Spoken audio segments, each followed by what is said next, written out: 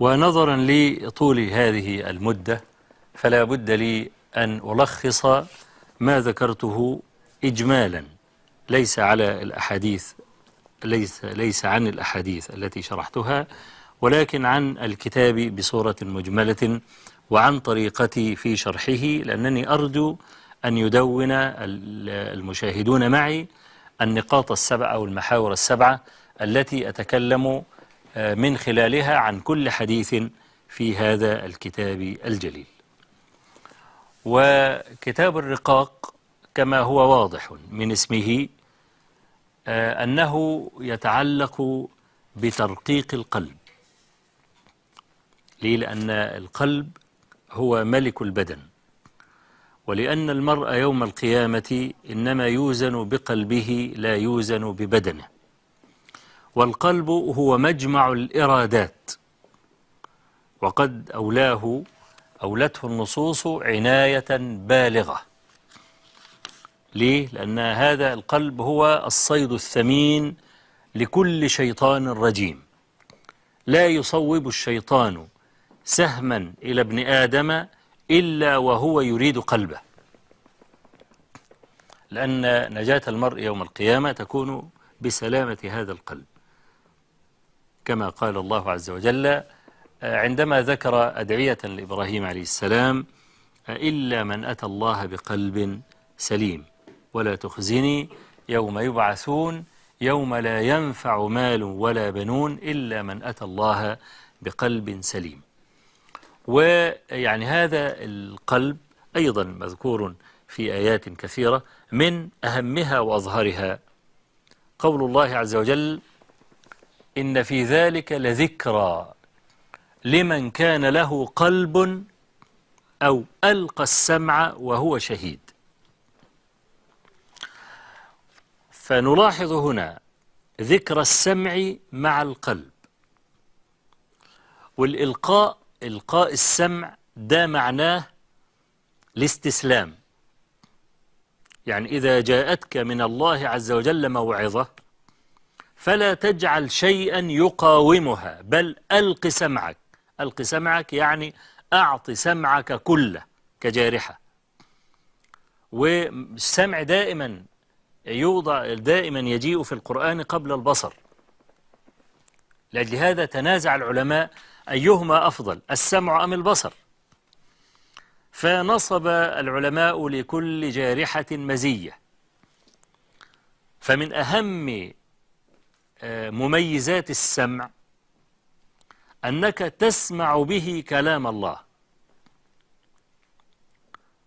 تسمع به كلام الله عز وجل، وهذا مما يفضل به السمع على البصر. يعني الإنسان الأصم لا يستفيد بالكلام، لا يستفيد لا بسماع القرآن ولا يستفيد بسماع أحاديث النبي عليه الصلاة والسلام. والسمع أحد المنافذ الخمسة إلى القلب.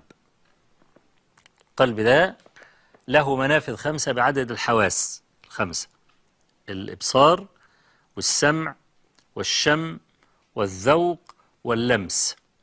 كل حاسة من هذه الحواس لها طريق إلى القلب، فالسمع طريق إلى القلب. ذلك أي ما مضى أو مما يذكره الله عز وجل لنا من العبر ومن الأحكام ومن سير الماضين. إن في ذلك لذكرى لمن كان له قلب أو ألقى السمع وهو شهيد. عشان كده القلب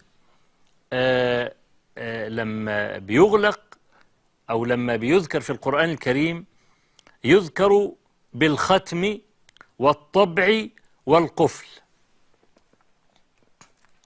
يذكر بالختم، ختم الله على قلوبهم وعلى سمعهم، وكذلك يطبع الله على قلوب الكافرين.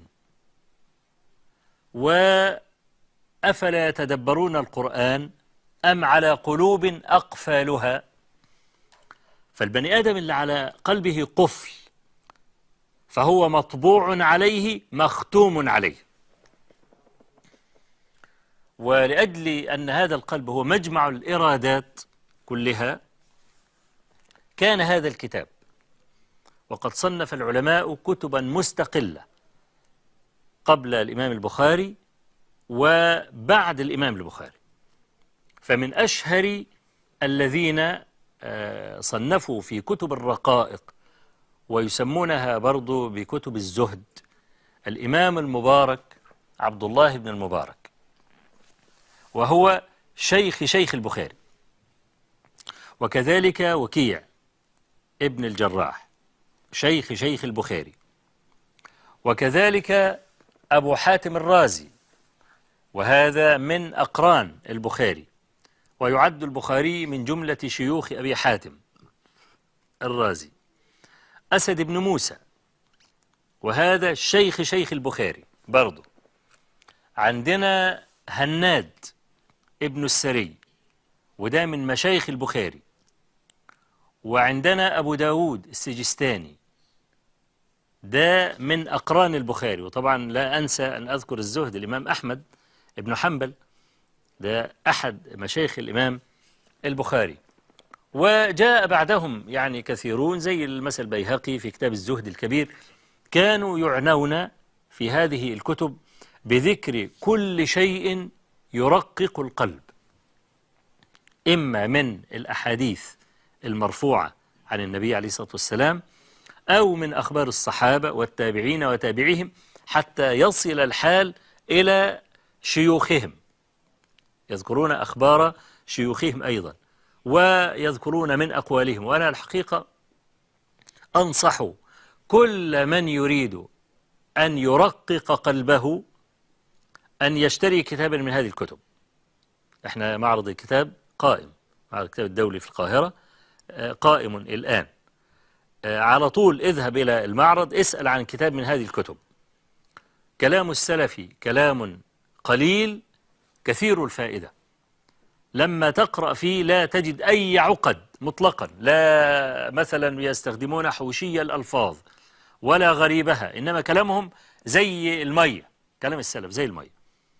إنما جاء بعد ذلك من عقد المسائل، بل وحصل نوع من الشقشقة والتشقيق في مسائل الورع، حتى أن المرأة أحيانا يخشى على نفسه النفاق وليس بمنافق.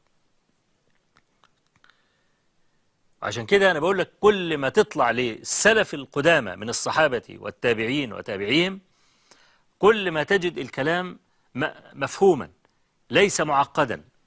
يعني مثلا أظن أحد المشايخ الفضلاء، يعني كان فاضلا وكان رجلا زاهدا، له كلمة قال: حمدت الله مرة فأنا أستغفر الله من هذا الحمد منذ 30 سنة.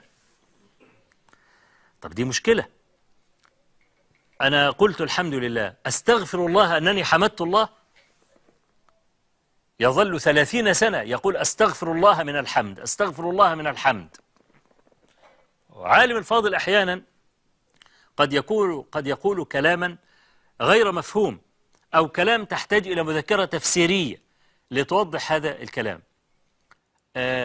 طب إيه بقى القصة بتاعته حتى يستغفر الله من هذا الحمد 30 سنة؟ قال: كان لي حانوت في السوق، حانوت اللي هو دكان، هب حريق في السوق، أكل المحلات كلها إلا المحل الخاص به، ويمكن محل كمان ولا حاجة. فأول ما قالوا له السوق اتحرق ما عدا المحل بتاعك، قال الحمد لله. وبعدين رجع لنفسه قال: طب أنا بقول الحمد لله ليه؟ يعني أنا كده مبسوط في المحلات اللي اتحرقت ولا إيه؟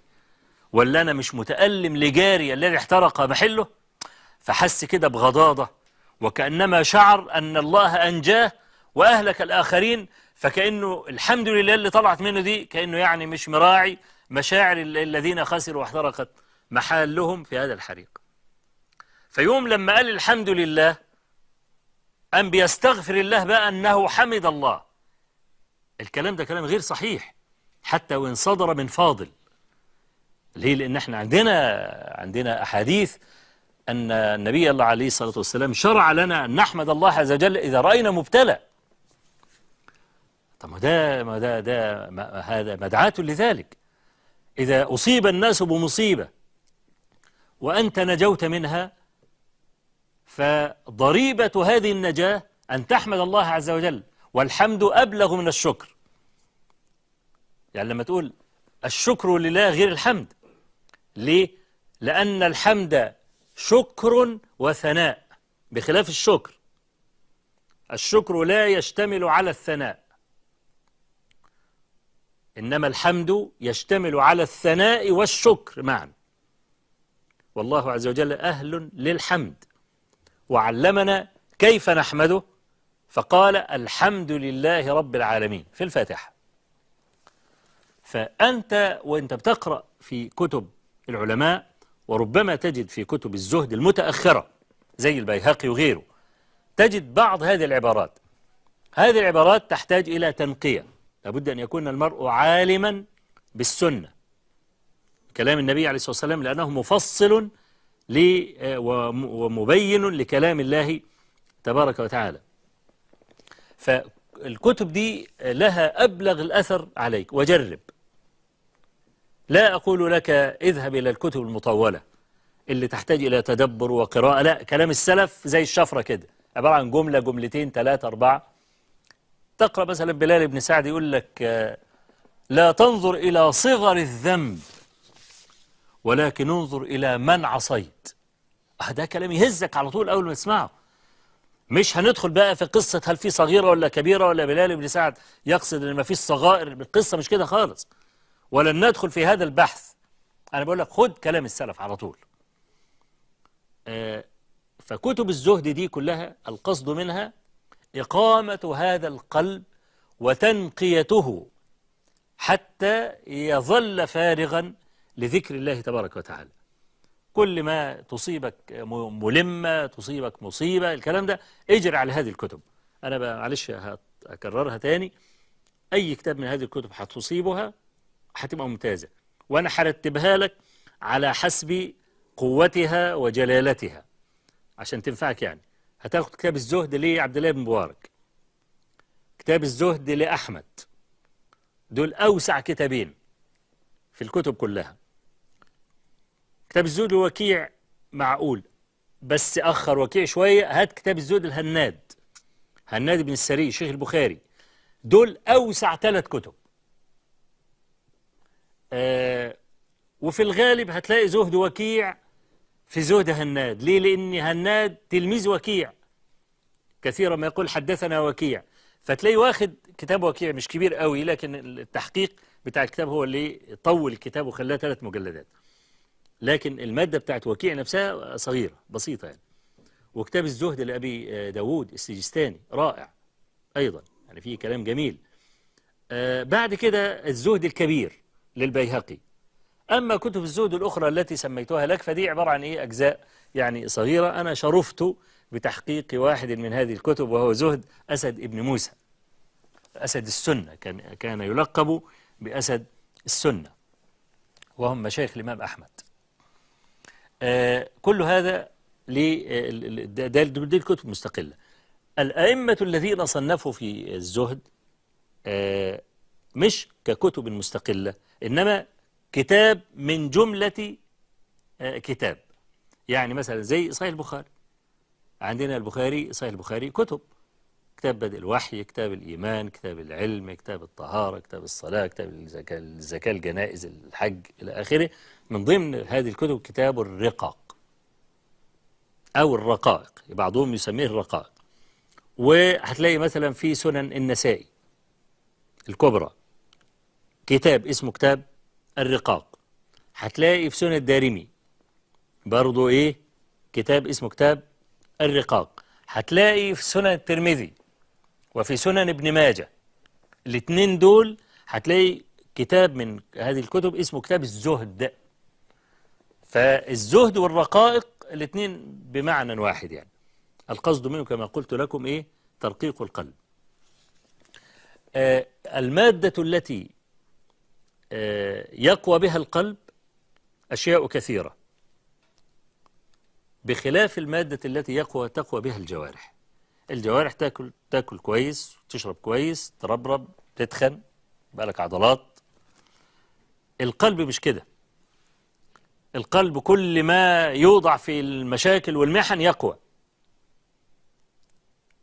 عشان كده القلب اللي محطوط في العواصف من أقوى القلوب، طبعا لأن مادة حياته الإيمان أصلها، لكن البلاء ده من أهم الأسباب لقوة القلب. عشان كده أهل الترف كلهم قلوبهم ضعيفة تعبانين، ما استحملش أي بلاء. واحد يبتلى ببلاء يسير على استعداد يترك الأحكام الشرعية ويترك الواجبات وفضل عن المستحبات والكلام ده حتى لا يقع في هذا البلاء. وليته نجا، ليته نجا. يعني لا يمكن لإنسان أن يخرج من الدنيا سالما، زي الحديث اللي احنا إن شاء الله أول ما نقف عليه اللي هو حديث بقى البلاء والأمل والأعراض والكلام اللي هنبتدي بيها إن شاء الله في صحيح البخاري. كل إنسان لابد أن يبتلى ببلاء ما بشكل ما، فأنت لأن تبتلى في الله أشرف لك. ليه؟ لأن هذا الطريق القويم المستقيم الذي نصبه الله عز وجل لعباده وجعل الأنبياء أدلاء عليه، وأمرنا أن نسأل الله عز وجل أن يقيمنا عليه، فنقول اهدنا الصراط المستقيم. هذا الطريق اللاحب الطويل إذا نظرت خلفك يشرفك أن تكون من أبناء هذا الطريق. من الذي سبقك فيه؟ الأنبياء، أنبياء الله عز وجل صلوات الله وسلامه عليهم، أتباعهم من أهل الإيمان. هذا يشرفك أن تكون واحدا ممن يبتلى في الله، لأن هذا البلاء يحط خطيئة ويرفع درجة، بخلاف بلاء أهل الدنيا يمكن أن يعذب به وما يأتي أشد. فلأن تبتلى في الله عز وجل هذا من شرف الغاية التي يعني يصبر المرء إذا ابتلي في الله عز وجل، يصبر إذا نظر إلى مرضاة ربه وإلى الثواب الذي يحصله من وراء ذلك. لن أتكلم عن صحيح البخاري كأصح كتاب، احنا أشبهنا يعني هذا الموضوع كلاما، ولكن أنا أنبه على شيء حدث أول أمس. طبعا على قناة الناس طلع واحد من إياه جماعة اللي هم من يعني إخوان هذا الأحمق الذي بال في ماء زمزم قديما. فتخيل بقى ماء زمزم قبل ما تبقى حنفيات والكلام ده كانت بئرا. جاء واحد أحمق في زمان الحج، وانت عارف زمان الحج بقى كل الناس بقى عايزة تطلع مية من البئر والكلام ده، فكشف عن عورته وبال في ماء زمزم. طبعا عينك ما تشوف إلا النور بقى، كسروه. بس واحد سأله يعني لما فعلت هذه الفعلة الشنعاء؟ قال أردت أن أذكر ولو باللعنات. واحد عايز يذكر إن شاء الله حتى يتشتم. أهو ده سلف لكثير من هؤلاء الذين يتصدون لهذه الجبال الرواسي زي البخاري وغيره. وابن اللبون إذا ما لز في قرن لم يستطع صولة البزل القناعيسي، كما قال جرير بن عطية. البازل الكامل، وكان البخاري يقال له البازل. ليه؟ لأنه كان كاملا في العلم، أدوات العلم كانت معه على وجهها. فابن اللبون اللي لسه بيرضع البهيمة اللي لسه بترضع دي، ابن اللبون إذا ما لز في قرن لم يستطع صولة البزل القناعيسي. يعني لما يكون عربية كرو بيشدها حصان وجحش صغير، طب الجحش الصغير اللي قد كده والحصان ده قد كده، خطوة الحصان تخلي الجحش يجري قباله. الحصان ماشي على مهله خالص لأن خطوته واسعة، إنما الجحش الصغير ده لأن رجليه صغيرة برضو كده، فعمال يجري على آخره علشان إيه؟ عشان يفضل ماشي في نفس مستوى الحصان. فابن اللبون لما يتحط مع البازل في عربية واحدة علشان الاثنين يجروا، ما يعرفش يجري في إيه؟ ما يعرفش يجري في نفس المستوى بتاعه. فكانوا يلقبون الإمام البخاري بالبازل. واحد جاء على القناة، الحقيقة الأخ اللي استضاف هذا الرجل ما كانش يعرف هو مين، وأنا لما يعني ظهر هذا المخلوق على القناة واتكلم في البخاري وأحاديث البخاري وقعد بقى يخبط والكلام ده.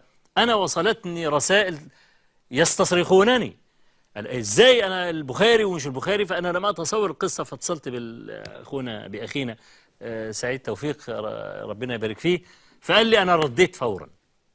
وحتى الضيف اللي هو المقدم البرنامج قابلني انا قال لي انا برضه رديت والكلام ده. فاحنا عايزين نقول امثال هؤلاء يظنون انهم على علم، لكن بيضرب دماغه في الصخر، فمعروف ان دماغه اللي هتتفتح. أنا بقول لكل الجماعة اللي هم عمالين يحوموا حوالين البخاري أو مسلم أو السنة عموما، بس البخاري ومسلم عنوان ليه؟ لأن العلماء تواضعوا على أن أصح كتاب أو أصح كتابين بعد كتاب الله عز وجل هو البخاري ومسلم. هم بقى يقول لك البخاري ومسلم أصح كتابين، إذا كان العلماء انتقدوا. طب ده العلماء هم الذين دلوك على هذا الانتقاد، لولا أن العلماء دلوك ما استطعت أن تعرف يمينك من شمالك. وما قال مخلوق قط في هذه الأمة، لا من السابقين ولا من أهل التخصص ممن جاء بعدهم، أن كل حرف في صحيح البخاري كالقرآن. مين اللي قال كده؟ لا البخاري قال كده، ولا الذين عاصروا البخاري قالوا هذا، ولا الذين جاءوا بعد البخاري قالوا هذا. إذن هذه دعوة ادعاها إنسان ويرد زي دون كيشوت كده، عمال يقاتل طواحين الهواء. فليجي يقول لك البخاري كيف يكون أصح كتاب وفي الحديث الفلاني والحديث العلاني، وقد تكلم الدارقطني وأبو علي الغساني وابن عمار الشهيد فيما يتعلق بمسلم الكلام ده. يا ابني احنا اللي عارفين الكلام ده، واحنا اللي دلناك على هذا الكلام، ما جبتش حاجة من كيسك ولا هو من ذكائك. لكن عندما نقول أصح كتاب بعد كتاب الله، لا يمنع أن يكون هناك أحاديث العلماء لهم فيها أخذ ورد، ومش معناها أنها ضعيفة برضو، لكن ده اجتهاد. هو النبي عليه الصلاة والسلام مش نهى عن لبس الأحمر؟ نهى عن لبس الأحمر للرجال. يقول جابر بن سمرة: رأيت على النبي صلى الله عليه وسلم حلة حمراء ما رأيت أحدا قط أجمل منه فيها. طب إزاي يبقى النبي صلى الله عليه وسلم ينهى عن حلة حمراء وجابر بن سمرة يقول لا يلبس حلة حمراء؟ أيوة، الغالب عليها الحمار، الاحمرار يعني الغطرة مثلا اللي بيلبسوها إخواننا في الخليج والكلام ده، الغطرة الحمراء اللي هي منقطة. لما بتدخل تشتري غطرة بتقول له اديني غطرة بيضة على حمراء، ولا بتقول له اديني غطرة بيضة، ولا بتقول له اديني غطرة حمراء؟ غطرة حمراء، مع ان هي نقطة حمراء ونقطة بيضة، يعني عدد النقاط البيض زي عدد النقاط الحمر. لكن الأحمر لأن هو اللي ظاهر وهو الغالب فقيل حمراء. الغطرة برضو اللي منقطة بأسود تقول له اديني الغطرة السوداء دي، معايا نقطة بيضة ونقطة سوداء. فيبقى لما يكون اللون هو الغالب ينسب إليه. فأنا لما أجي أقول صحيح البخاري أصح كتاب بعد كتاب الله، فيه للعلماء أخذ ورد في أحاديث، بس ما ينفعش الجهل يتكلموا. وأنا النهاردة لما أجي أتكلم في قناة فضائية يسمعني فيها الملايين على اختلاف طبقاتهم، ما أعرفش أناقش القضية دي على قناة فضائية. ليه؟ لأن تعليل العلماء غامض، وكثير من الناس لا يفهم. كثير من الناس لا يفهم، بل يفهم بالعكس كمان. وأنا يمكن قلت لكم قبل كده كمثال وأنا بتكلم في الإطار ده، إن اللي هي النتائج بتاعت السنوات اللي بتحط، نتيجة محطوطة في مسجد وواحد عامل إيد كده، راسم إيد على النتيجة وكتب أمة محمد لن تركع. فجاي بيقول لي إزاي تحطه في المسجد لافتة تصد عن الصلاة؟ قلت له إزاي يا ابني؟ قال لي تعال، خدني من إيدي وإذا بهذا الإزاء أمة محمد لن تركع. لن تركع يعني إيه؟ هو فهمها لن تصلي، ده صد عن سبيل الله. يا ابني طب القبضة اللي محطوطة دي لن تركع يعني إيه؟ يعني دي لن تذل، لن تذل، ده المقصود الكلام. فلما يكون في بني آدم في الدنيا يفهم القصة كده، أنا آجي أناقش القضايا اللي العلماء يناقشونها في الغرف المغلقة حماية لقلوب هؤلاء الدهماء الذين لا يفهمون شيئا. وابن مسعود يقول كما في مقدمة مسلم: ما أنت بمحدث قوما حديثا لا تبلغه عقولهم إلا كان لبعضهم فتنة. وروى البخاري في صحيح في كتاب العلم عن علي بن أبي طالب رضي الله عنه قال: حدثوا الناس بما يعرفون، أتحبون أن يكذب الله ورسوله؟ لكل مقام مقال ولكل علم رجال. أنا لما أجي أتكلم مع واحد من زي دول أخده في غرفة مغلقة وأتكلم وأجيبه لمس كتاب، لا يستطيع أن يقيم حجة. ليه؟ إحنا عارفين مداخل الأحاديث وعارفين مخارجها. كذلك الأحاديث اللي الإمام البخاري أوردها واعترض عليه غيره. طب ما البخاري مجتهد مطلق، فالذي اعترض عليه مجتهد مطلق. في عندنا قاعدة بتقول: قول المجتهد ليس بحجة على مجتهد آخر. طب عندنا الأئمة الأربعة مثلا في الفقه، أبو حنيفة ومالك والشافعي وأحمد. طب ما هم متخالفين في أحكام فقهية، واحد يقول بالوجوب والثاني يقول بالاستحباب، بل أحيانا قد يقول إمام بالمشروعية ويقول إمام بالكراهة، ودليلهم أحيانا قد يكون واحدا. إيه اللي خلاهم يختلفوا في هذا الفهم؟ الأدوات اللي بيستخدموها، الأدوات اللي بيستخدموها في الفهم.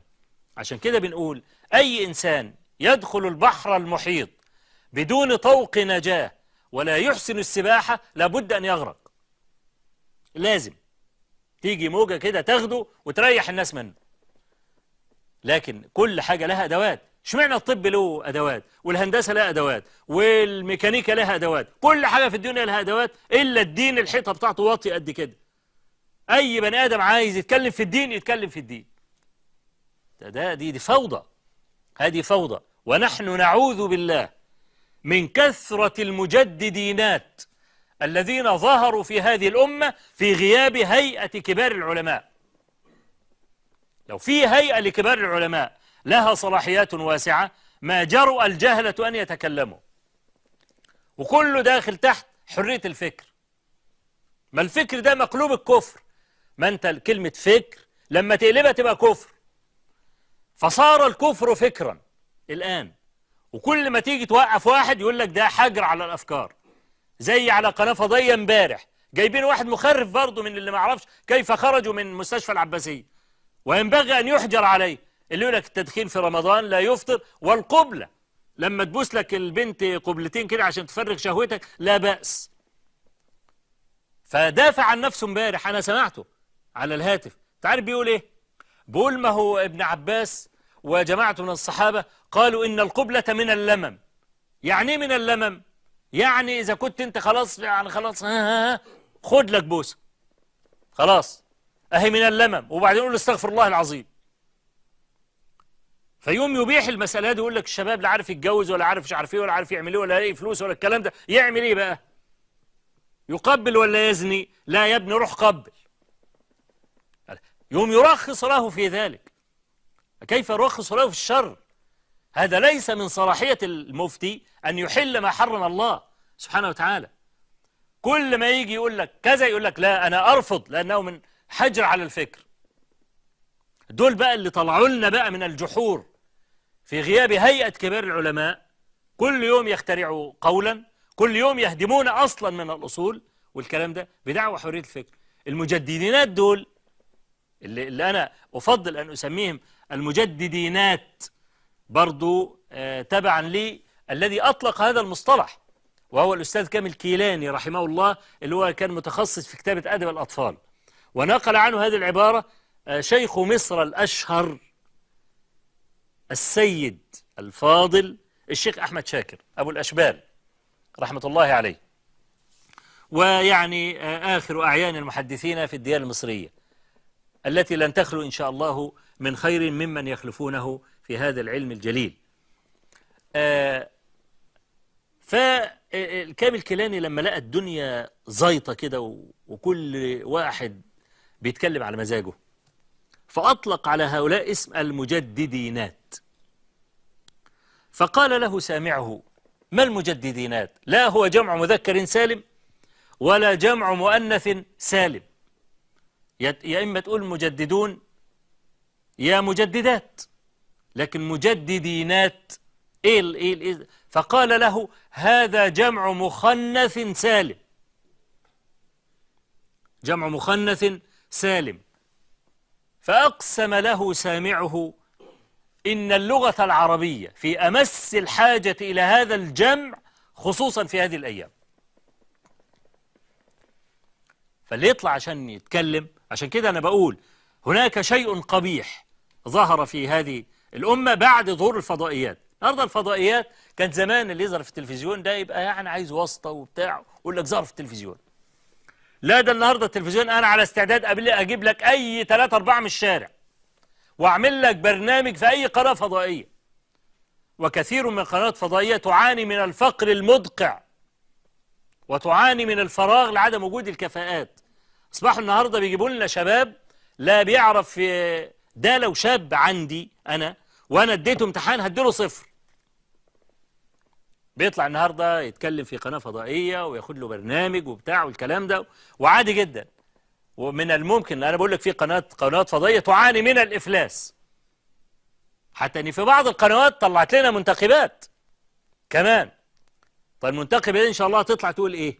ما الذي قصر فيه الرجال عشان واحدة منتخبة تطلع تشوح لي بإيديها على الشاشة؟ هتعلم المنتخبة دي، هتعلم الرجالة، هتعلم الملايين إيه؟ وأنا لما قلت النساء جاهلات والكلام ده، بعض النساء زعلوا مني وقالوا إزاي تقول النساء جاهلات؟ والله العظيم جاهلات.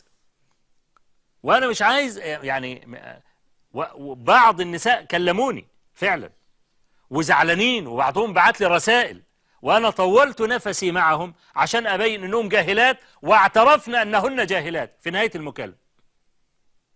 هو العلم ده حاجة بسيطة ولا إيه؟ علم الشرع أصعب العلوم تحصيلا، حاجة مش بسيطة. لما نتكلم في أصول الحديث ونتكلم في أصول الفقه، أنت تستحي أن تتكلم، لا سيما إذا تكلمت عن الله ورسوله. حاجة مش بسيطة. فلا تكتب بكفك غير شيء يسرك في القيامة أن تراه. مش أي بني آدم، لا راجل ولا ست، يروح يفك الخط ويعرف يقرأ 3 كلمات يسوغ له أن يتكلم. لولا أننا في زمان الهوان والانبطاح ما كانش لنا ولا غير اتكلمنا، لأننا لم نصل بعد إلى الأهلية التي تؤهلنا أن نتكلم في دين الله كما ينبغي.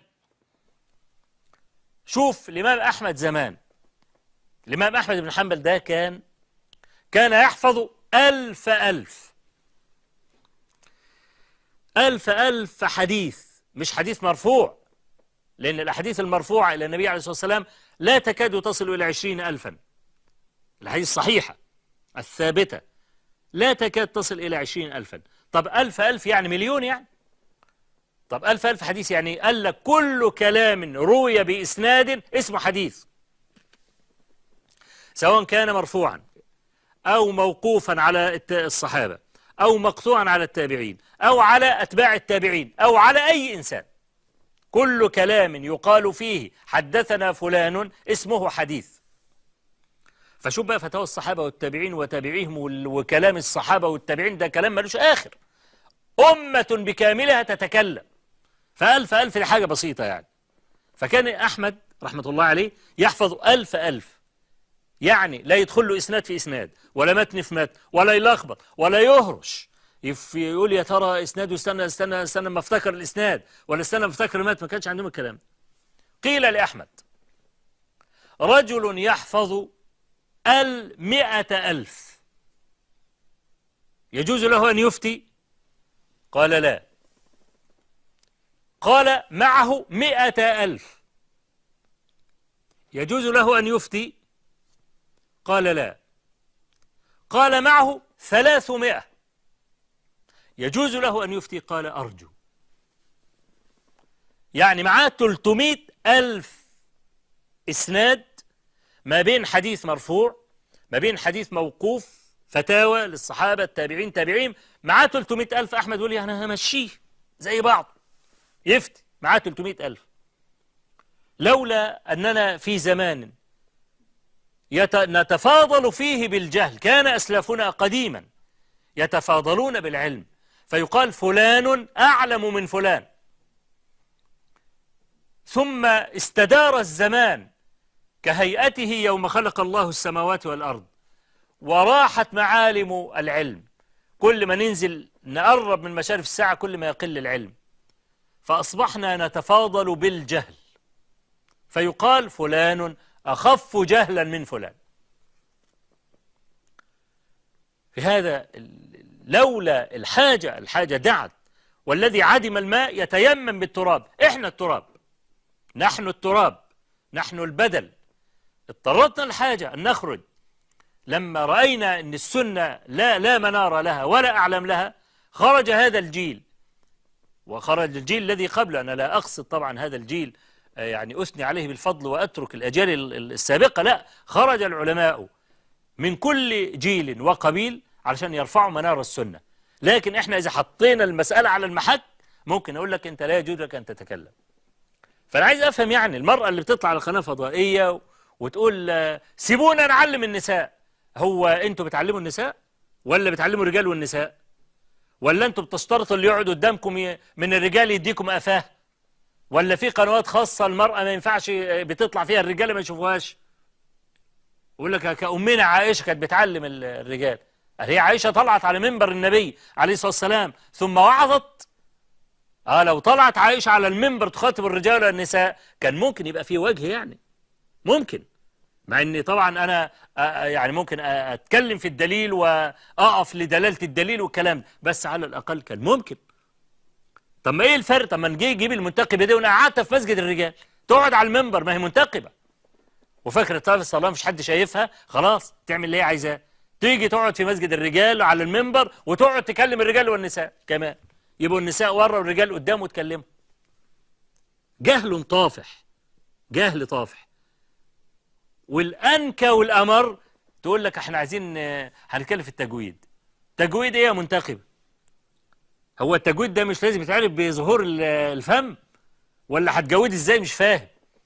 مش لازم لما تيجي تجودي اللي بيتعلموا منك ينظروا إلى الشفتين وينظروا إلى اللسان وينظروا إلى سقف الحنك عشان تقولي الحاء بتيجي منين والخاء بتيجي منين والقاف بتيجي منين وحروف الاستعلاء والحروف الرخوة والكلام ده هتبقى انت كده سدالي وشك وعماله تعلمي تجويد؟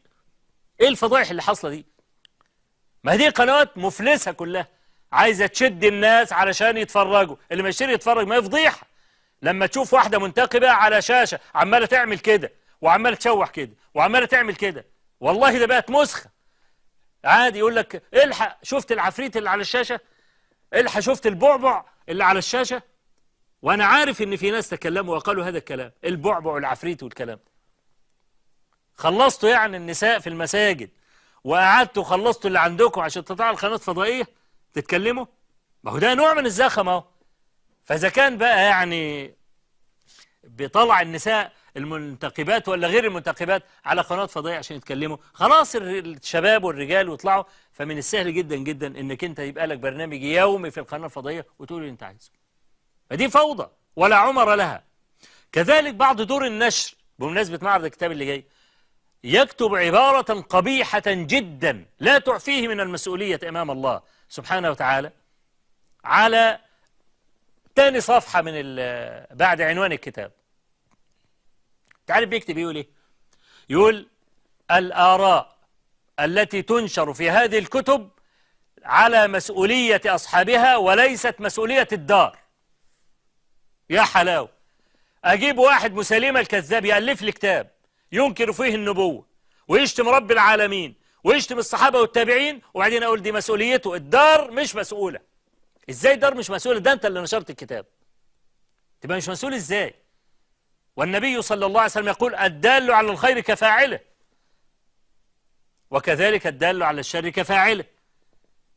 وعندنا من سن في الإسلام سنة سيئة فعليه وزرها وزر من عمل بها إلى يوم القيامة. وعندنا فوق كل ذلك كتاب الله سبحانه وتعالى. قال الله عز وجل وقد نزل عليكم في الكتاب أن إذا سمعتم آيات الله يكفر بها ويستهزأ بها فلا تقعدوا معهم حتى يخوضوا في حديث غيره إنكم إذا مثلهم إن الله جامع المنافقين والكافرين في جهنم جميعا. فجعل الذي يجلس ويستمع الكفر دون أن يدفعه مثل الذي تكلم بالكفر، إنكم إذن مثلهم. فلما تجيلي دار من الدور متصورة يعني أنها ستنجو بالقانون، من القانون، تنجو من القانون. أصله عمل القصة دي ليه؟ عشان ما فيش حد يقاضيه. ما هو لو واحد نشر مثلا كتابا لواحد زي مسيلمة الكذاب، والجماعة دول كتروا في الزمان ده، ممكن أنا أرفع عليه قضية.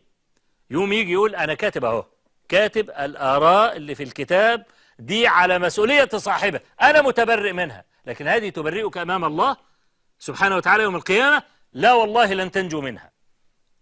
عشان كده احنا بنقول أي واحد صاحب قناة مسؤول عن كل كلمة تقال في القناة، ولا يعذر أن يجلس على كرسي القناة رجل يخالف الكتاب والسنة. يا أيها الناس إن لكم معالم فانتهوا إلى معالمكم. أنت راجل بتتكلم في الدين، فاتح قناة دينية، لازم يبقى لك مرجعية. المرجعية دي تقول له والله فلان الفلاني هيتكلم، ايه رأيك في أفكاره؟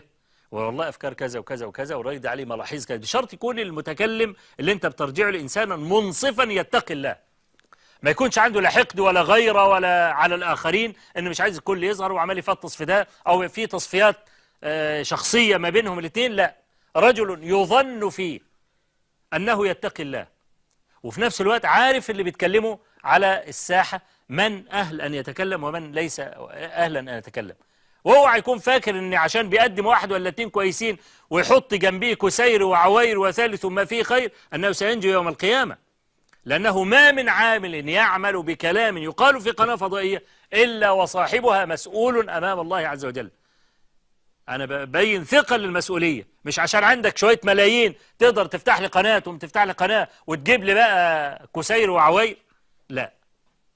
عشان كده احنا بنقول يا إخوانا لا تأخذوا دينكم إلا ممن تعلمون أنه من أهل العلم ويدلكم على الله عز وجل. والقلب له حاسة لا يكاد أحد يصفها بقلم. القلب النقي، القلب الجيد، مع سلامة القصد والرغبة في الوصول إلى الله سبحانه وتعالى، يوفق الله عز وجل الإنسان فيعلم أحيانا بقلبه أن هذا من الصادقين أو أن هذا من الكاذبين. يعني المسألة كالرق، فانظر من الذي سيسترقك. شيطان له أعوان كثيرون جدا يملؤون طباق الأرض. قال تعالى وإن الشياطين ليوحون إلى أوليائهم ليجادلوكم وإن أطعتموهم إنكم لمشركون. الآية دي نزلت في إيه؟ جماعة المشركون قالوا للمسلمين أتأكلون ما تقتلون ولا تأكلون ما قتل الله. إزاي يعني؟ وعندنا في أول سورة المائدة حرمت عليكم الميتة والدم ولحم الخنزير والمنخنقة والموقوذة والمتردية والنطيحة وما أكل السبع. خلينا بقى في المنخنقة والمتردية والنطيحة والموقوذة. المنخنقة خنقتها، جاموسة خنقتها ماتت خنقا، ميت فعش تاكلها. موقوذة ضربها على رأس قال حد ولا بتاع ماتت. نطيحة واحدة بقرتين نطحوا بعض واحدة ماتت. المتردية وقعت من مكان عالي. طب ما هو ربنا عز وجل هو ذي قدر على المتردية دي تقع من فوق، وقدر على دي تموت عشان دي هتنطح. من الذي قتلها؟ الله عز وجل.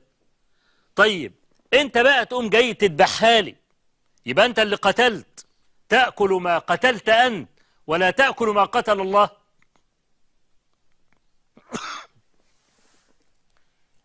جماعة كده من اللي هم ما لهمش في أي حاجة يقول لك والله كلام معقول. طب ما هي دي ميتة ودي ميتة، دي مش ميتة، دي ماتت ودي ماتت، دي ماتت بأي حاجة زي دي وماتت بالذبح، ودي اللي ربنا قدر قتلها ودي اللي قتلتها. فعلا ازاي ما تاكلهاش؟ فأنزل الله عز وجل هذه الآية وإن الشياطين ليوحون إلى أوليائهم ليجادلوكم وإن أطعتموهم إنكم لمشركون. هتلاقي كتير، هتلاقي من هذه الأقوال كتير. إذا ما كانش الإنسان عنده من آلة العلم ما يستطيع أن يعرف به الصواب من الخطأ، كل إنسان سيكون في ميزان سيئاته إذا أفتى وليس له أهلية، أو تكلم وليس له أهلية. مسألة كبيرة، مسألة خطيرة جدا.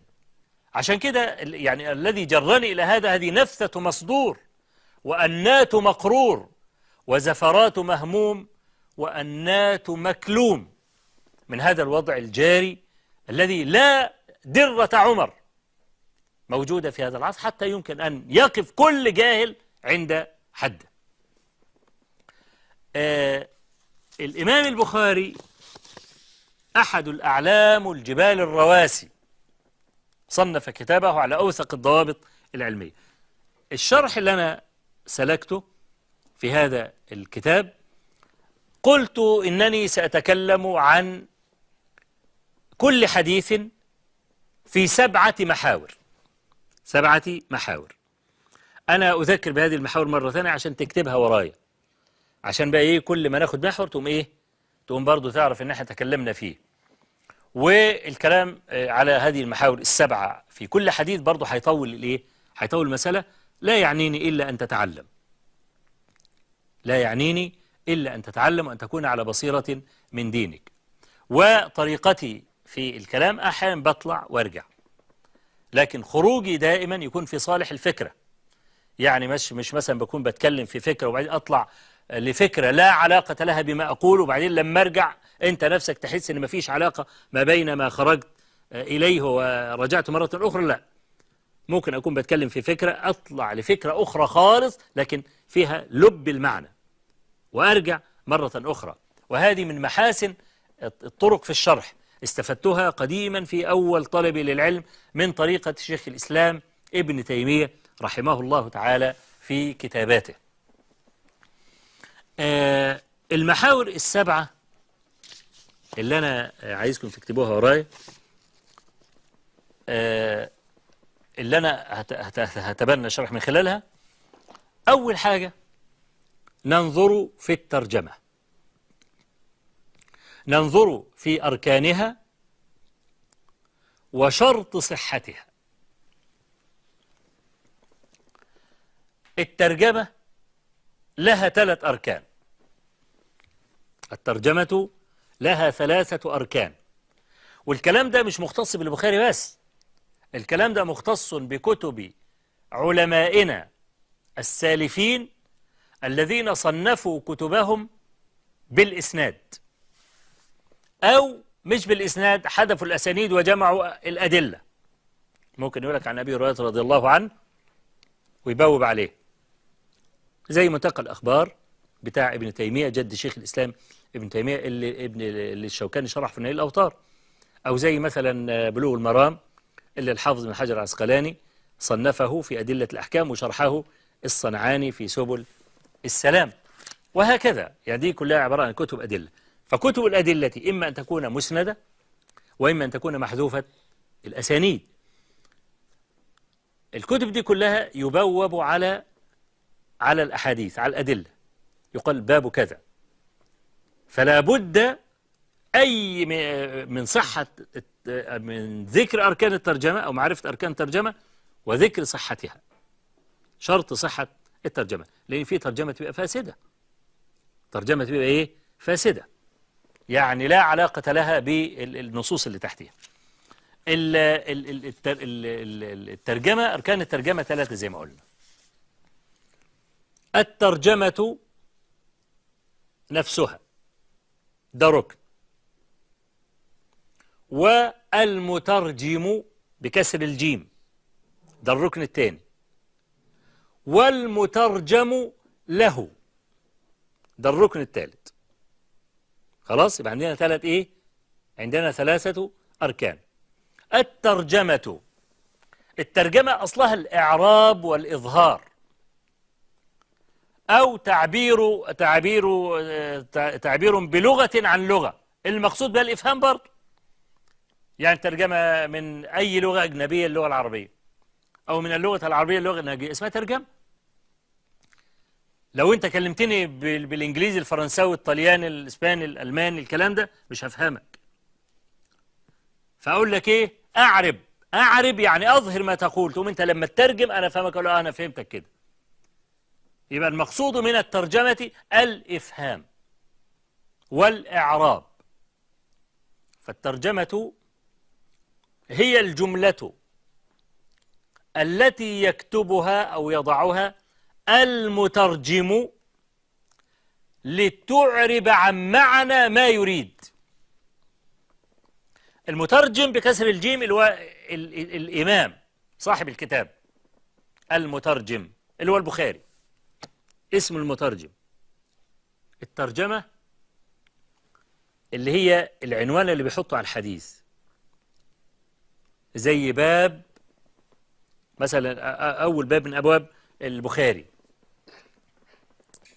اللي هو حديث اللي أورد فيه حديث ابن عباس، باب في الصحة والفراغ وأن لا عيش إلا عيش الآخرة. ده اسمه الترجمة، معنى معين البخاري عايز يسوق له أدلة. يبقى أنا أصبح عندي ركنين، البخاري والعنوان اللي حطه. طب النصوص اللي تحت العنوان ده، النصوص دي اسمها المترجم له. خلاص؟ المترجم له هو جماعة النصوص التي تذكر تحت الترجمة. والنصوص التي توضع تحت الترجمة 3 أقسام: إما أن يكون قرآنا، أو أن يكون حديثا مرفوعا، أو أن يكون كلاما عن الصحابة والتابعين. دي الأدلة. فالأدلة دي بتبقى تحت إيه؟ تحت المترجم، تحت المترجم له. دي أركان الترجمة 3: الترجمة نفسها، المترجم له. طيب، شرط صحة الترجمة إيه؟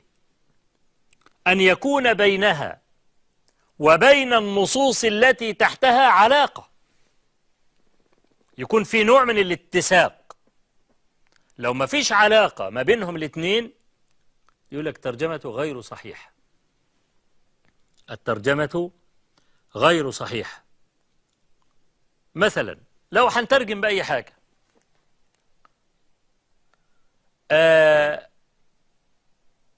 خليني أدخل الأمثلة دي تحت أنواع الإيه؟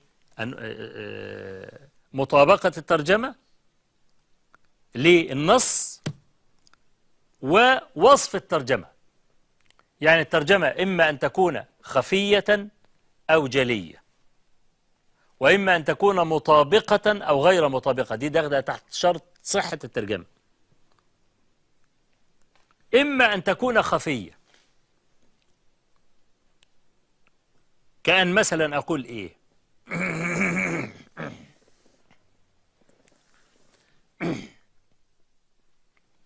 زي الإمام البخاري ما قال: باب من أدرك ركعة، من أدرك سجدة من صلاة العصر قبل أن تغرب الشمس فقد أدرك. خلاص؟ جاب تحتها حديث ابن عمر وأبي موسى الأشعري: إنما بقاؤكم فيما سلف قبلكم من الأمم كما بين صلاة العصر إلى أن تغرب الشمس. أوتي أهل التوراة فعملوا إلى نصف النهار، ثم قالوا لا حاجة لنا في أجرك. ثم أوتي أهل الإنجيل عملوا إلى المغرب أو إلى العصر. اليهود عملوا من الصبح للظهر، والنصارى عملوا من العصر للمغرب. ثم قالوا لا حاجة لنا في أجرك. ثم أوتينا القرآن فعملنا إلى غروب الشمس فاستوفينا أجر الفريقين جميعا. فاليهود والنصارى اعترضوا، قالوا ربنا كنا أكثر عملا منهم وهم أعظم أجرا منا. قال هل ظلمتكم من أجوركم شيئا؟ قالوا لا. قال فذلك فضلي أوتيه من أشاء.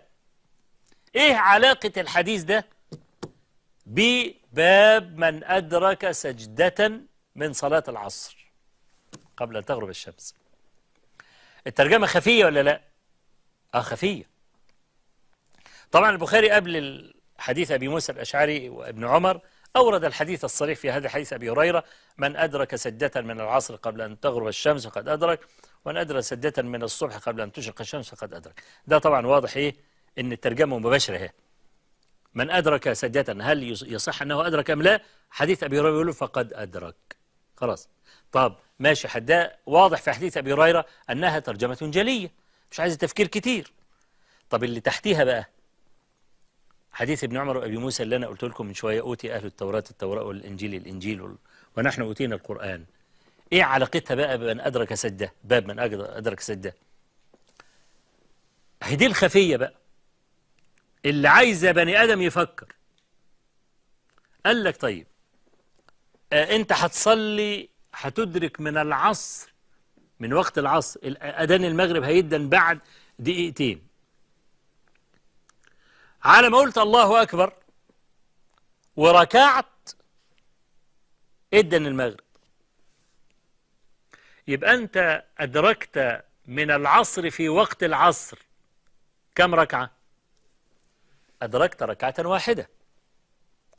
طب والثلاثة الباقيين من العصر صليتهم إمتى؟ قال لك صليتهم في وقت المغرب، يعني صليتهم في غير وقتهم. فالمفترض لو احنا هنجزأ بقى المسألة دي، تاخد أجر على ركعة واحدة بس، وتؤاخذ على 3 ركعات أوقعتهم في غير الوقت. مش هو ده العدل؟ هو ده العدل.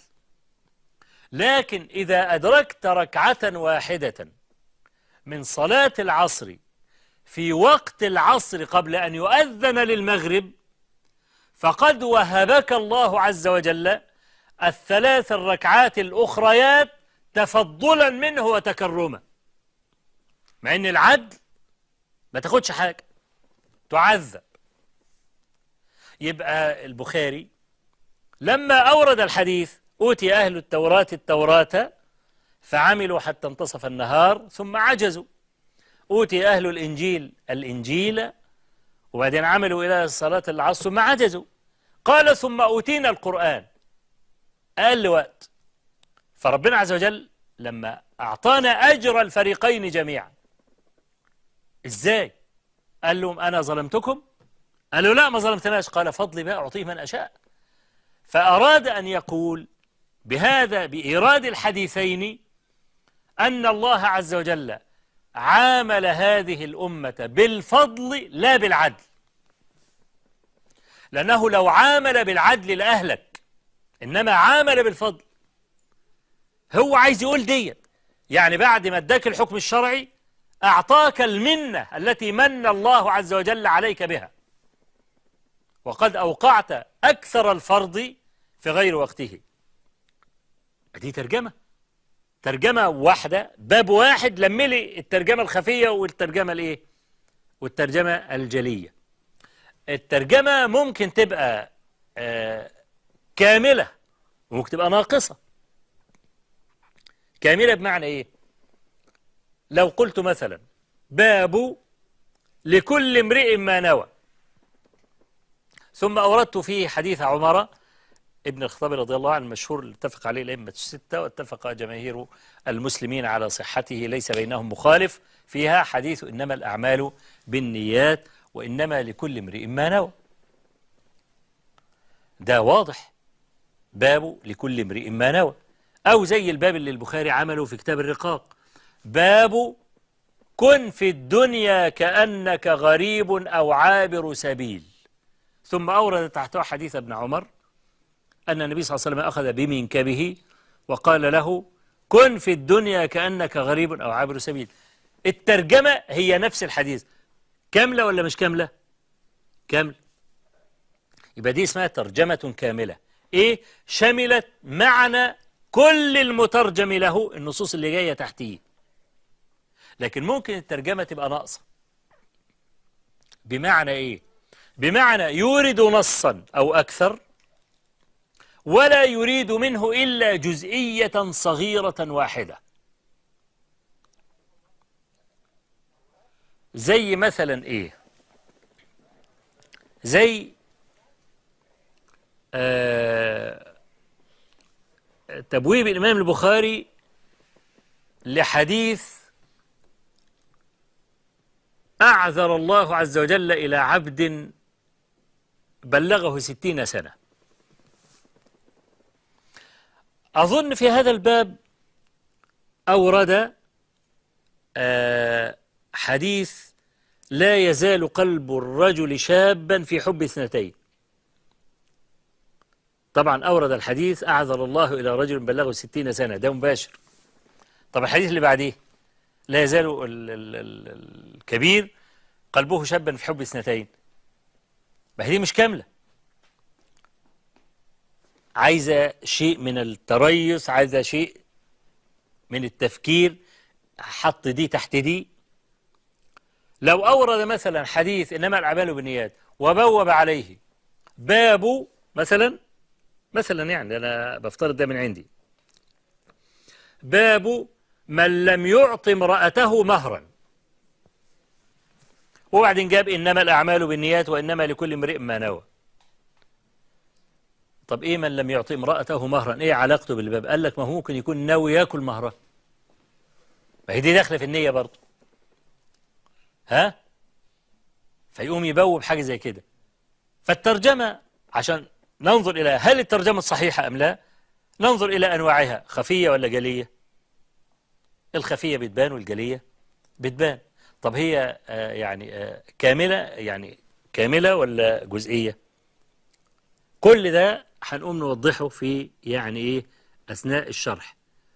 أركان الترجمة كلها بنقولها، وشرط صحة الترجمة بنقوله. كل هذا إنما هو من باب إظهار علم الإمام البخاري الذي استعصى على أذهان المجددينات وقان الله شر المجددينات.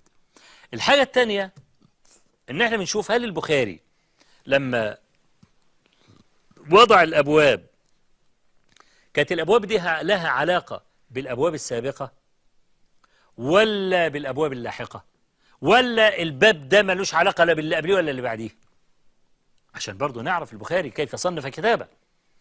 أنا بقول لكم من خلال كتاب الرقاق البخاري اعتنى بكتابه هذا غاية العناية، ولك أن تعلم أنه مع ما أوتي من قوة الفهم والذكاء الذي لم يعارض فيه مخلوق لا من شيوخه ولا من أقرانه ولا من تلاميذه، فضلا عن الذين جاءوا بعد ذلك إلى زماننا هذا، ظل يصنف في هذا الكتاب 17 عاما، 17 سنة بيألف في الكتاب ده.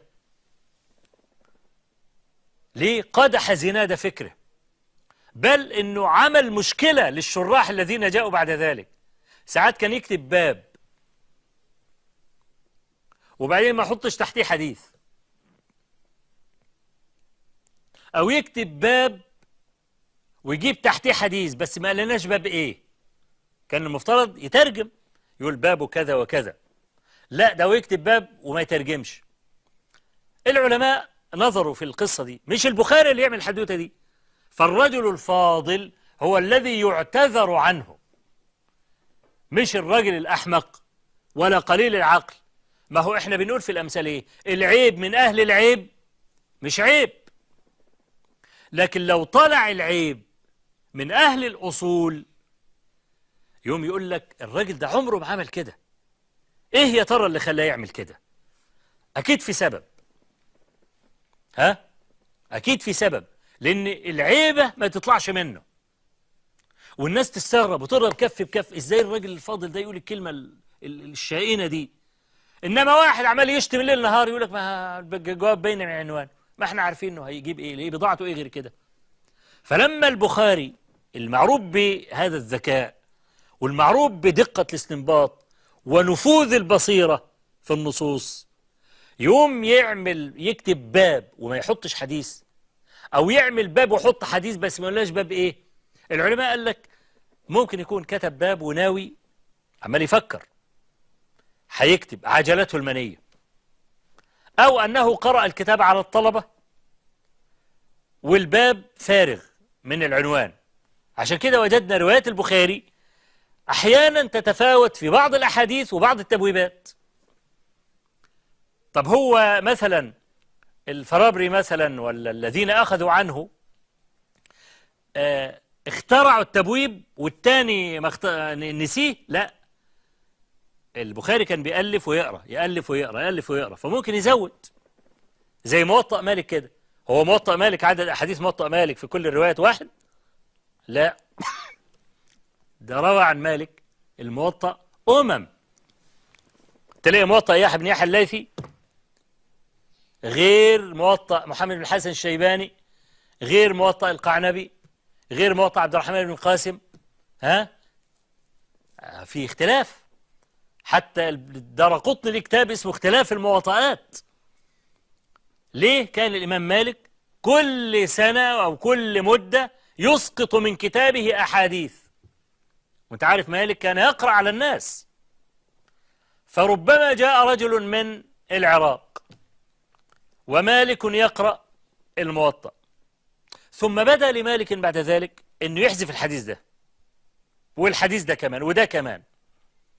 فجاء رجل آخر من الأندلس وهو سمع التنقيح بتاع الموطأ، ما فيهوش الأحاديث اللي كانت مع مين؟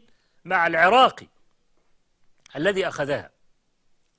جاء واحد من مثلا المدينة، عفوا من مكة أو من مصر أو من بلاد المغرب أو من الشام، كل مرة يعدل مالك، يحط حديث، يسقط حديث، فتجد ان في اختلاف في الايه؟ اختلاف في الروايات. ده سببه ايه؟ انه ما كانش بيعمل الكتاب ويقعد الكلام ده يقعد يسيبه عنده في الدرج ولا حاجة، لا.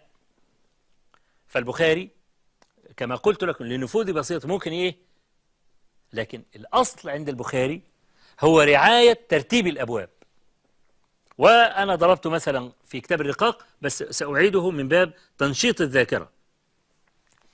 البخاري أول باب في كتاب الرقاق قال باب الصحة والباب في الصحة والفراغ وألا عيش إلا عيش الآخرة.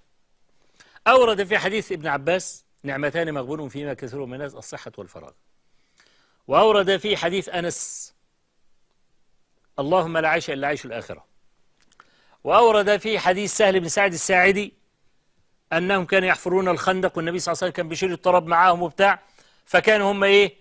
هم بيرتجزوا كده في اثناء الشغل عشان يخففوا يعني الشغل عن انفسهم، فكان يقول اللهم لا عيش الا عيش الاخره. خلاص؟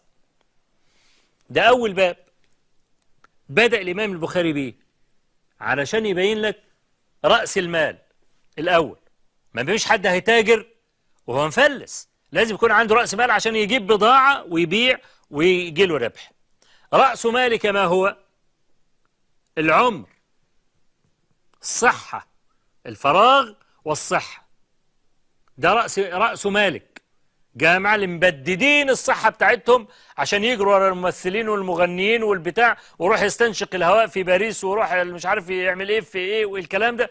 او تيجي واحدة مغنية 20,000 بني آدم تحت سفح الهرم ولا مش عارف ايه ولا، اهو ده مضيع صحته ومضيع الفراغ بتاعه. ده بيبدد رأس ماله. يوم القيامة سيسأل عن عمره فيما أفناه. فقال لك نبتدي برأس المال. فيش تجارة إلا برأس مال. عمرك تجارة. يا أيها الذين آمنوا هل أدلكم على تجارة تنجيكم من عذاب أليم تؤمنون بالله ورسوله. يبقى أنت عمرك صفقة. فالبخاري بدأ بيه عشان إيه؟ عشان نشتغل. طيب الصحابة دول مش كان عندهم تجارات وكان عندهم زراعة والكلام ده؟ بس أول ما بدأوا بقى مع النبي عليه الصلاة والسلام رحلة الجهاد تركوا الزراعات وتركوا التجارات، وكل يوم في غزوة وكل يوم في سرية.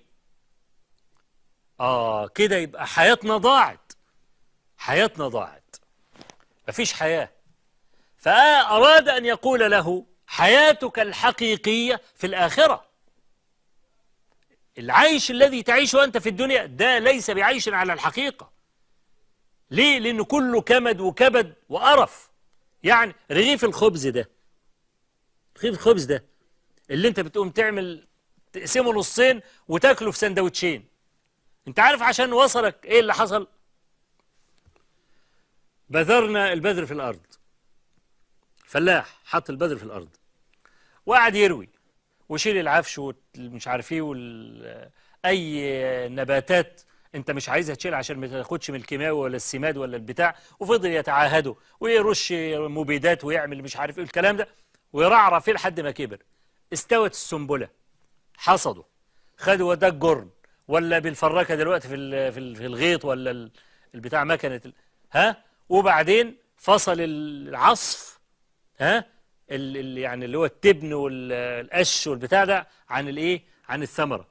خدنا الغله ديت اللي هو القمح يعني، خدناه عبناه في شوله، نقلناه للبيت، عايزين ناكل، جبناه غسلناه، نشرناه في الشمس، ودانا مكنه الطحين، الطحن، رجعناه دقيق، حطينا عليه ميه وخميره وملح والكلام ده وسمنه والكلام ده، وعملناه عجين وسبناه يخمر وبططناه وحطيناه في الفرن وكلناه. ده رغيف خبز، رغيف. الجنة كما ورد في يعني آثار عن النبي عليه الصلاة والسلام وعن الصحابة، ولا حكم المرفوع يعني، ما فيش حاجة اسمها عايز آكل، في حاجة اسمها تتمنى أن تأكل فتجد الذي تتمناه أمامك.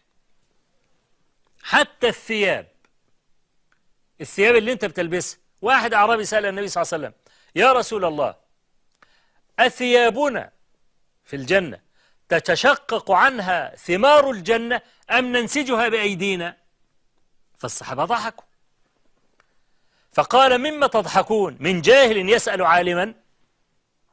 كيف قلت يا أعرابي؟ أم عاد عليه السؤال.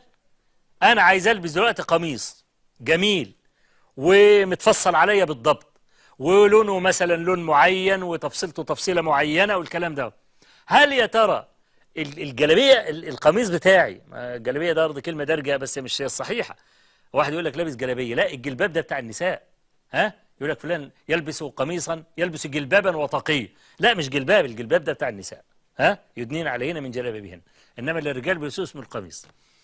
فالقميص اللي أنا هلبسه ده مقاسه بالضبط، لونه اللي نفسك فيه، هل الاقي مثلا نفسي في قميص تقوم الثمره مفتوحه كده الاقيه ملفوف وهو واخد لابسه، ولا هقعد بقى انسج ومش عارف ايه الكلام ده؟ فالصحابه لما ضحكوا الكلام ده النبي صلى الله عليه وسلم قال له: انت بتقول ايه؟ فسال السؤال، قال: نعم يا اعرابي، تشقق عنها ثمار الجنه. يعني السؤال اصله ذل. هو انت فاكر نفسك لما بتروح المطعم وتقول له هات لي كذا وهات لي كذا وهات لي كذا وهات لي كذا، هو انت فاكر ده عز يعني؟ ولا انت عشان دخلت مطعم فخيم كده وبتاع وجيبك مليان فلوس وهتاكل افخم الاكلات، هو انت فاكر ده عز يعني؟ لا، ما هوش عز، ده نوع من انواع الذل. عشان بدون الراجل ده مش هتعرف تاكل. خلي ما فيش مطاعم في البلد وانت ما بتعرفش تعمل حاجه، لا تعرف تعمل كوبايه شاي ولا تعرف تاكل نفسك ولا كلام، محتاج واحد يخدمك. اهو ده نوع من انواع الذل. الجنه بقى ما فيهاش ذل، ما فيهاش حاجه لحد، اللي نفسك فيه يجيلك، لكن كل شيء في الدنيا انما ياتي بذل، وسبب الذل ايه؟ السؤال. فاراد الامام البخاري بعدما بين راس المال، العمر والصحه والكلام ده، والصحابه كل يوم في غزوه، ما تظنش ان عمرك راح ولا تقول يا من غزوة الغزوة نفسي أشم نفسي، نفسي أقعد كده مستريح بدل ما عرقي مرقي، ونروح ونبات في الطل ونبات على البتاع ونلتحف السماء ونفترش الغبراء وممكن ما ترجعش لأهلك تموت. فقال لك ليس هذا هو العيش، فلا تبكي على ما فاتك، لأن ما فاتك شيء أصلا. الدليل على كده إيه؟ اللهم لا عيش إلا عيش الآخرة، فاغفر للأنصار والمهاجر.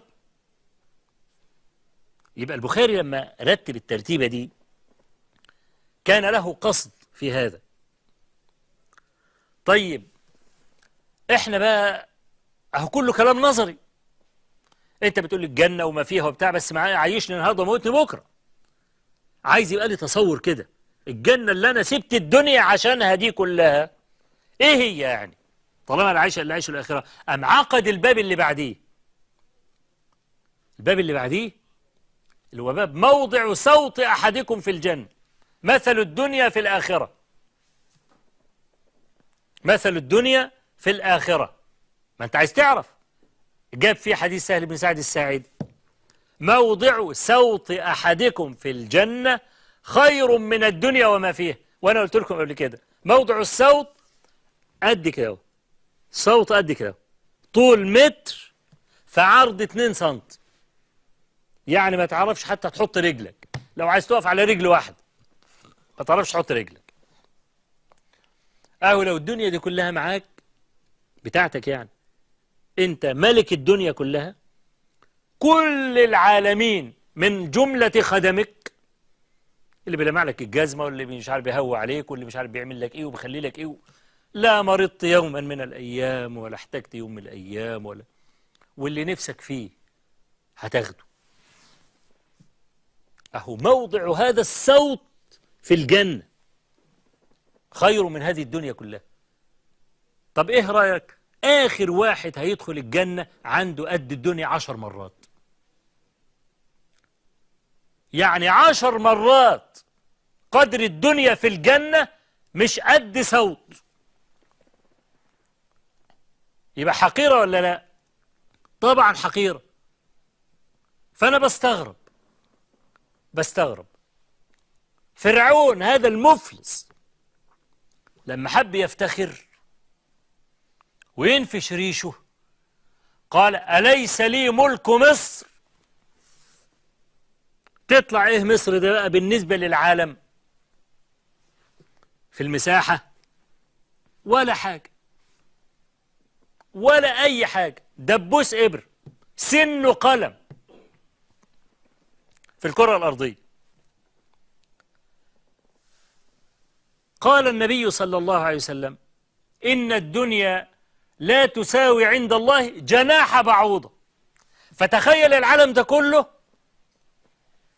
كجناح البعوضة، مصر بقى تطلع إيه من جناح البعوضة أيها الأحمق؟ حتى مش سن قلم ولا سن دبوس ولا حاجة تذكر. تشوفها بقى بالميكروسكوب بقى وتكبر 100,000 مرة عشان تشوف سن قلم. فشوف عمال يفتخر بإيه؟ أليس لي ملك مصر؟ اللي ما تطلعش حاجة أصلا في دنيا الله.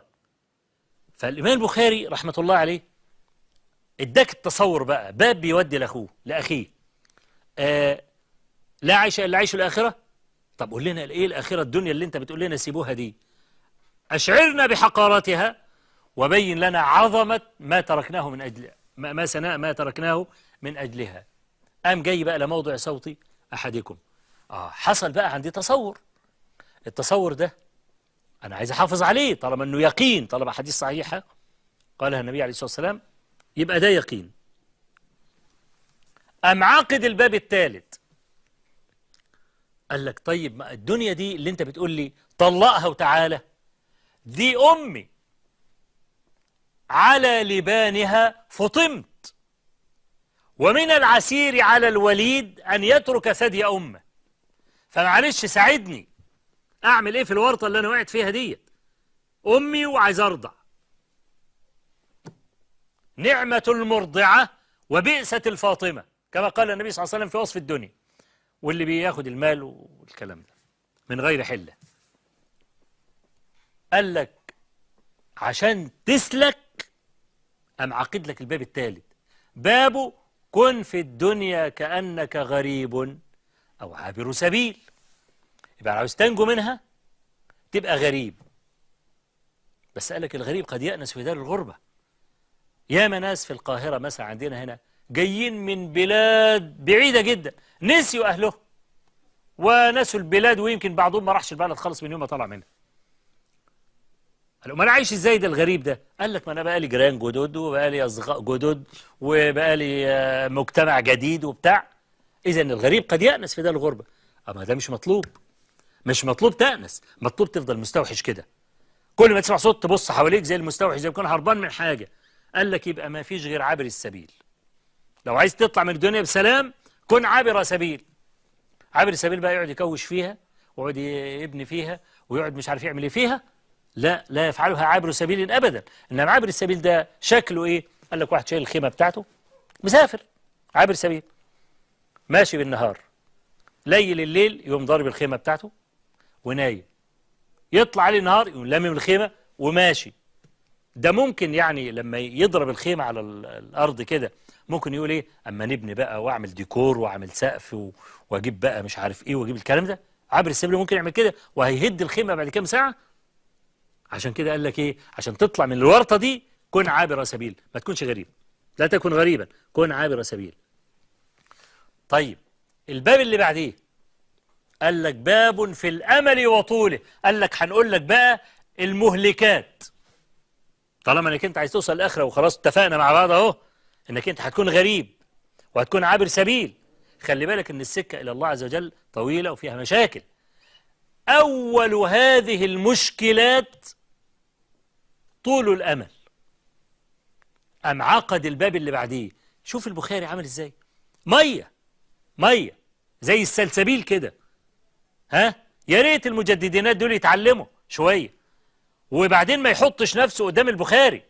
هو هيروح في المزبله التاريخ، والبخاري لحد النهارده لا بيننا وبينه نسب، ولا بيننا وبينه لا مال ولا الكلام ده، ونترضى عليه ونترحم عليه اكثر من ابائنا وامهاتنا. صنف كتابه على أوثق ما أنت رائد، سواء من جهة متانة الحديث أو من جهة سلاسة المعاني. ولنا إن شاء الله تبارك وتعالى لقاء آخر إن عشنا وجمعنا الله بكم مرة أخرى، حتى نكمل المحاور السبعة التي جعلتها يعني علامة على شرحي لهذا الكتاب، ثم ندلف بإذن الله تبارك وتعالى إلى باب في الأمل وطوله.